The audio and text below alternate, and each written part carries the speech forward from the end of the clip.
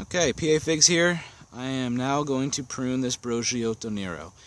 This was a heartbreaking one. You could see all the figs on it. They were within days of ripening, and we had a heavy frost come through and it just stalled it out completely. Ruined the crop. I had gotten a lot of figs off of it already, but you can see there was quite a few left on it. This fig is very similar to Black Madeira. The fig looks very similar, maybe a little bit squattier. It has the same sort of texture, gets syrupy with the drop of honey. It just doesn't have the flavor that the Black Madeira has. It's a good fig, don't get me wrong, but Black Madeira stands alone in taste. So, alright, let's go ahead and prune this guy.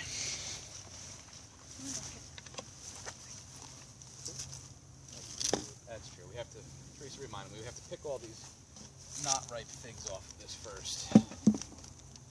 It's just a ton of them. Shame. And you can see some of them were real close to ripening and just didn't ripen. And they even have the red inside, but just not ripe. Don't want to leave these trees out too much longer. It's getting to the point where it's going to be colder than warmer. It's supposed to be nice and warm next week. But after that, mid-November, you get to the chance of hard freeze, and I don't want to leave them out when it gets real cold. So let's get these all cleared off.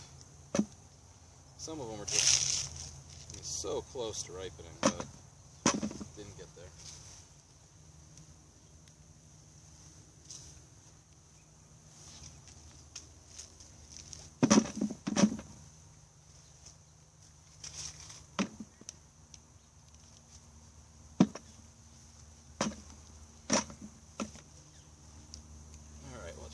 Finish that up. So you can see the shape that I had already formed with this tree. I had the main tree going up straight up, and then I had 1, 2, 3, 4 branches coming off of it, and then all my new growth that was supposed to have the figs coming off of those branches that died a little bit. And then I had these suckers come out of the bottom that I let grow. My plan was to air layer them. I just never got to it. So I'll probably leave 1, 2, 3, 4 on with the intentions of air layering them. I've seen people actually air layer in the fall, leave them on until the spring, and then once the roots finish growing in the spring, then they cut them. If I had the time, I had the patience, that may not be something too bad to try. But for now, I need to cut off this year's new growth so that it'll grow again next year. And always leave a node if possible. So in this case, I'm just going to leave, I think, this branch, and you can see the atypical bud here, it's just going to grow this way. I'm just going to leave that and cut this guy off. It's a hefty cutting there. Cut this guy off.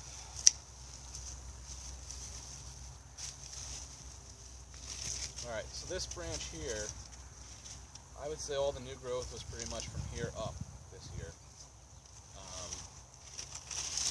Again, this is where it takes intestinal fortitude. Stop with the leaves for a second. So, it takes intestinal fortitude to be able to cut all this new growth off. You can see how thick it is. I mean, it's the size of my thumb. But if I don't do that, what's going to happen is this will produce nothing next year. And the only thing that'll produce is growth from here up, here up, here up, and it's just going to be kind of a lanky tree at that point. So I've really got to cut it back as much as it hurts. So it's a real thick cut here. Take that off.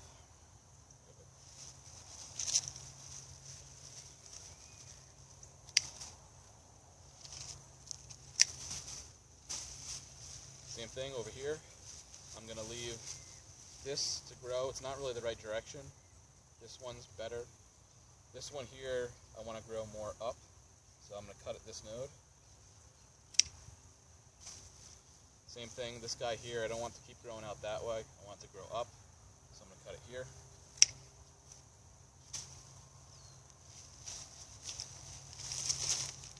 This one here I'm actually going to leave. I want this one to grow up a little bit more like there. Get rid of the outer edge.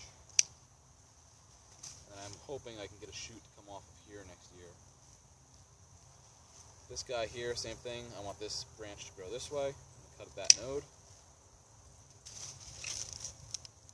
Okay, I've got a limb here that will actually replace this one next year. This should grow up like this. So I'm going to take this whole branch off. Cut it into decent cutting sizes. This branch is dying, so I'm going to cut that. Now I don't need both of these branches. They're too close together. But just in case one doesn't, do well over the winter or dies, I think I'm going to leave both of them. Like I said, professional pruners with a lot of experience, they'd probably cut both off. Me, I'm a little hesitant to do that. I'm going to leave them both on. Alright, the top. Top's getting too tall. When I put it into the greenhouse in the spring, if I put it in the greenhouse in the spring, it's going to hit. So I need to remove some of the top layer. But first I need to figure out what kind of growth I want off of this. I like this branch. I'm hoping this will grow that way. I like this branch. I like this branch. I even like this branch. This one in the back's too close. I'm going to get rid of that. And now this height is going to get to be a problem. So I need to figure out how high I want it. I probably don't want it any higher than this. I think this was all new growth. So I'm going to let this bud here come out in the spring. I'm going to get rid of the rest of it. So, nice big cutting. Alright, and that's it for the Brogiotto Nero. Again, these 1, 2, 3, 4, I'm going to air layer in the spring. Now I got to take my wood glue. I'm just going to seal up all these cuts that I made. Just put a good dollop of that on there. Keeps bugs out. Hopefully puts the tree's energy towards hibernating for the winter rather than trying to seal that up. No need to be too neat with it, other than getting it all over yourself.